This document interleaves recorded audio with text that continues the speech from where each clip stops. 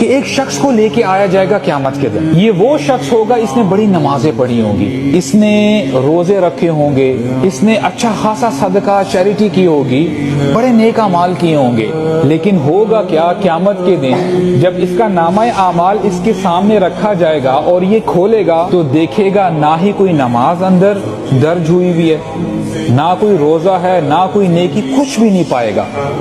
اور یہ حیران ہو کے کہے گا اے میرے رب یہ میری کتاب نہیں ہے. ظاہری بات ہے یہ وہی لوگ ہوں گے جو اپنے آپ کو پریکٹسنگ کہتے ہیں.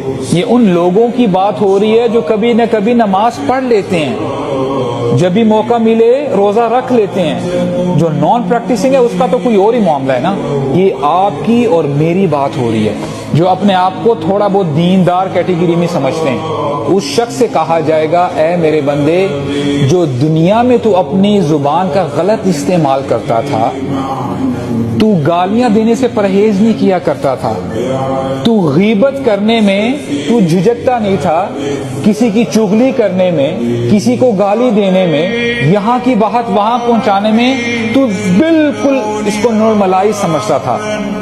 تو اس چیز کی وجہ سے تیری ساری نیکیاں مٹا دی گئی ہیں. Every is gone. اور اس شخص کو کہا جائے گا جاؤ جہنم میں داخل ہو جاؤ. اور وہ جہنم یہ قبرستان کے باہر لکھا ہوا تھا کل ہم بھی تم جیسے تھے, بھاگتے دوڑتے کھاتے پیتے, پیدل سائیکل گاڑی ٹائم نہیں ہے, بڑا مصروف آدمی ہوں, اور کل تم بھی ہم جیسے ہو جاؤ گے, کل تم بھی ہم جیسے ہو جاؤ گے. ایک قبر کے اوپر کتبہ لگا ہوا تھا یہ میرا بڑا وہم تھا کہ میں بڑا اہم تھا. ہم خطرے میں کس کو سمجھ رہے ہیں؟ جس کو ڈاکٹروں نے جواب دیا ہوا ہے, حالانکہ پتہ کسی کا بھی نہیں. عمر بن عبدالعزیز رحمۃ اللہ علیہ کو زہر دیا گیا اور زہر اثر کر گیا.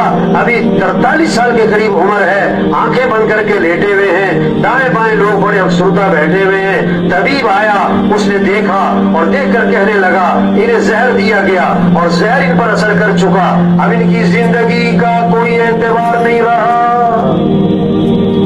یہ بات سنی تو آنکھیں کھولی اور فرمانے لگے او بھائی جس کو زہر نہیں دیا گیا اس کی زندگی کا بھی کوئی اعتبار نہیں ہے.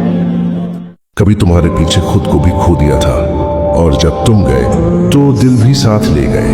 پہلے تمہاری باتوں میں سکون تھا, اب سجدوں میں.